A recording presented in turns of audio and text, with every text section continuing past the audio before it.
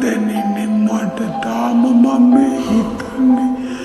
මං කොහොමද හෙට දවසට මුහුණ දෙන්නේ කියලා. ඒ දුක තව අම්මගෙනුට දැනෙන්නේ. සරසවි සීනය සිතේ තියන් පිවිසුනි සරසවියට හෙදමන් අම්මගේ සීනය සුන්වගින් පියදා බිදුවද අපතෙගින් රුදුරු මිනිස් කෙලක් උන්කලානේ මානිරුවක්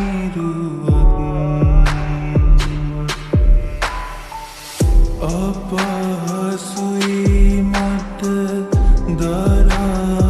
දරාගන්නට කුමක් කරනුද මං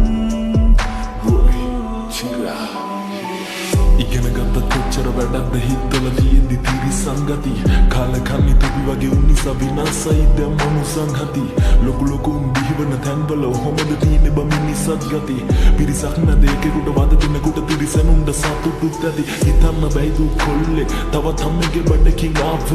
උරොබ කෙනෙකුත් මනුස්සයෙක් වේදනාව පොදුයිනි කාට සතුටින්මයි අපි සරසවි කරන් අහිංසක හින පාට තේරුම් ගන්නේ මේවා උඹලත් ඒව තමන්ටම උන දාට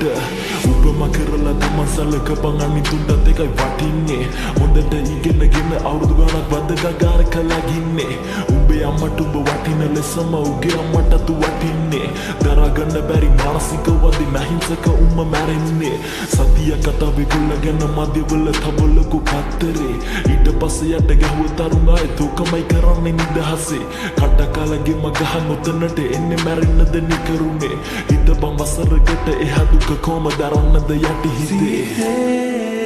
පුරා මාදුම්ගින්දරක් තියාන සිටියේදා